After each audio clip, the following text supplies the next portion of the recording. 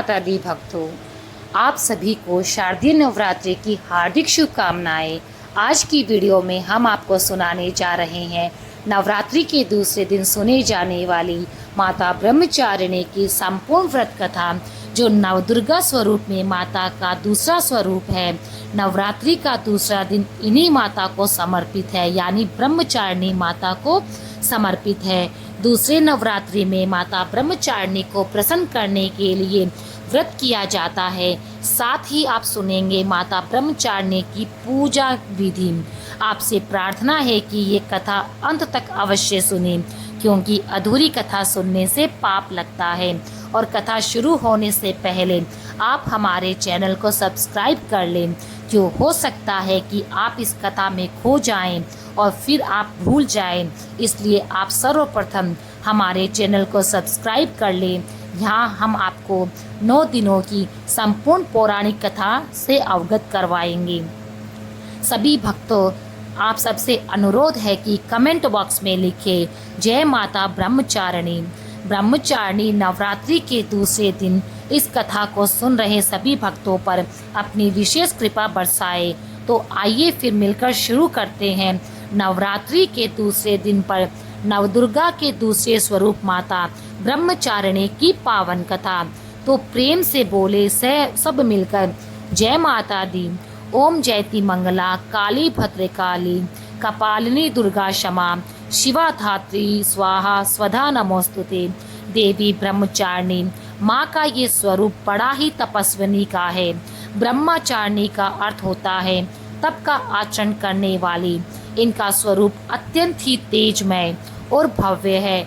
माँ ब्रह्मचारिणी अपने दाहिने हाथ में जपमाला और बाएं हाथ में कमंडल धारण करती है और श्वेत वस्त्र पहनती है। इनकी पूजा के दिन साधक का मन स्वाधिष्ठान चक्र में स्थित होता है। माँ दुर्गा का ये स्वरूप भक्तों को सिद्धों का अनंत फल प्रदान करता है। इनकी उपासना से तप, त्याग, वैराग्य, सदाचार और संयम की वृद्धि होती है।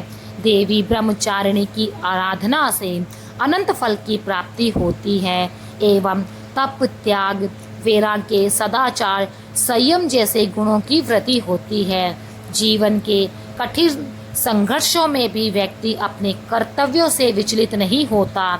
माँ ब्रह्मचारिणी देवी की कृपा से उसे सर्वत्र सिद्धि और विजय की प्राप्ति होती है।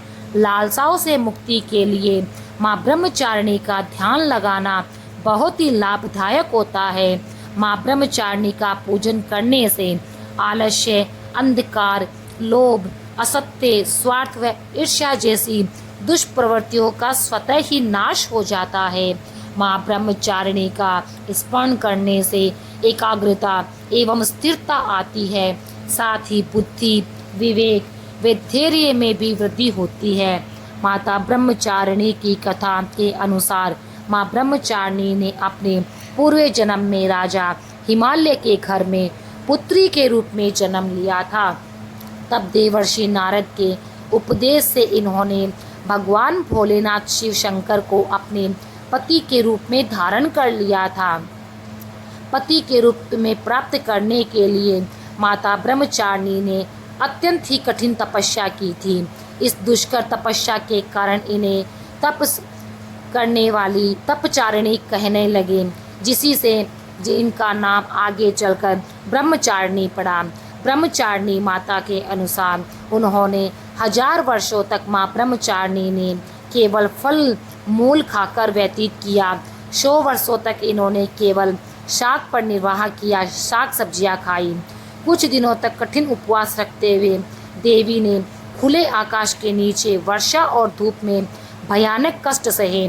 फिर उन्होंने साग के पत्ते भी खाना छोड़ दिया। निराहार रहकर उन्होंने तपस्या की। कई 1000 वर्षों तक इस कठिन तपस्या के कारण ब्रह्मचारिणी देवी का शरीर एकदम से क्षीण हो गया। उनकी ये दशा देखकर उनकी माता मेना देवी अत्यंत दुखी हुई। उन्होंने इस कठिन तपस्या से विरक्त करने के लिए आवाज़ दी कि उमा। तब से देवी ब्रह्मचारिणी का एक नाम उमा भी पड़ा। उनकी तपस्या से तीनों लोकों में हाहाकार मच गया।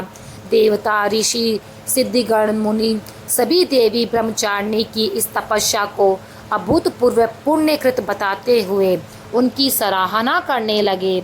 अंत में पितामह ब्रह्मा जी ने आकाशवाणी के द्वारा उन्हें संबोधित करते हुए प्रसन्न स्वर में कहा, हे देवी ब्रह्मचारिणी, हे महामहे, आज तक किसी ने भी ऐसी कठोर तपस्या नहीं करी है जैसे कि आपने की है भगवान शिव शंकर को पति के रूप में प्राप्त करने के लिए।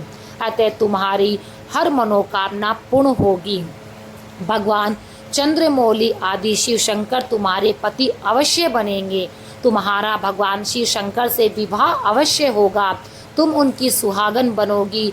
अब तुम तपस्या से विरत होकर अपने हिमालय पर वापस लौट जाओ और शीघ्र ही तुम्हारे पिता तुम्हें बुलाने के लिए आ रहे हैं।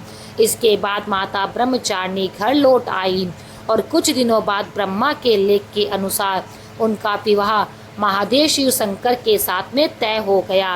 माता ब्रह्मचारिणी ने 3000 वर्षों तक टूटे हुए बेलपत्र खाए और भगवान शिव की आराधना करी। इसके बाद तो उन्होंने सूखे बिल पत्रों को भी खाना छोड़ दिया था। कई हजार वर्षों तक वे निर्जल और निराहार रहकर माता ब्रह्मचारिणी ने कठोर तपस्या करी। माता ने पत्तों को भी खाना छोड़ दिया, इसलिए माता ब्रह्मचारिणी का एक नाम अपर्णा भी पड़ गया।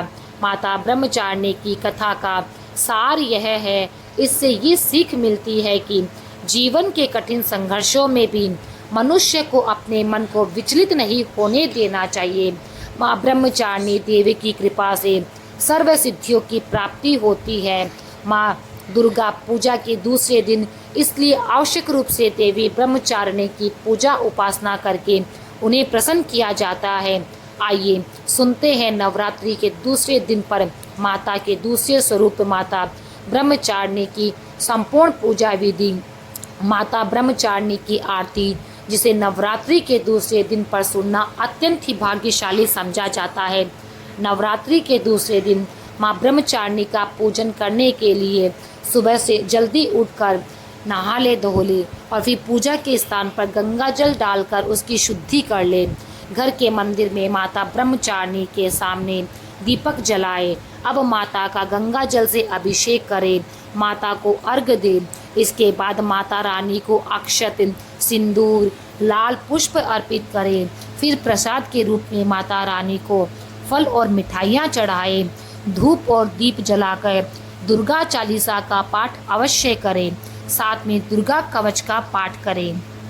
फिर माता ब्रह्मचारिणी की आरती करें।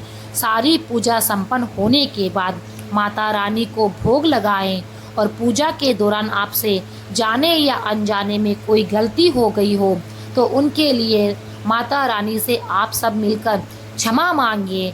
नवरात्रि के दूसरे दिन कई श्लोकों और स्तुतियों द्वारा माता ब्रह्मचारिणी की पूजा की जाती है, जिनमें से कुछ है, या देवी सर्वभूतेषु माँ ब्रह्मचारिणी रूपेण संस्थिता, नमस्तस्यै नमस्तस्यै नमोस्तस्यै नमो नमः।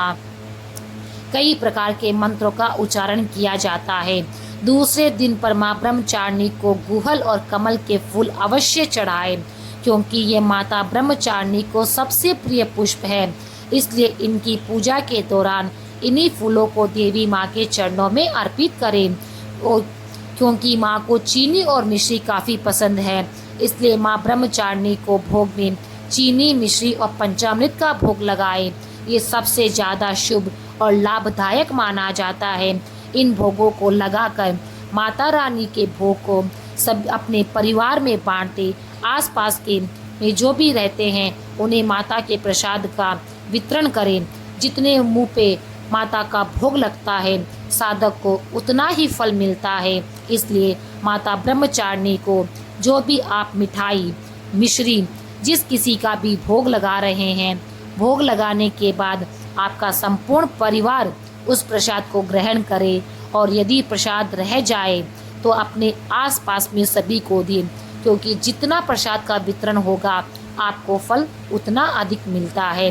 तो फिर मिलते हैं भक्तों एक नया वीडियो लेकर, माता रानी के तीसरे स्वरूप की व्रत कथा लेकर। तब तक के लिए आप सभी को जय माता दी। मित्रों, यदि आपने अभी तक चैनल को सब्सक्राइब नहीं किया है तो चैनल को सब्सक्राइब कर ले और कमेंट में जय माता दी अवश्य में लिखिए। तब तक के लिए जय माता दी, जय माता दी, जय माता दी, जय माता दी।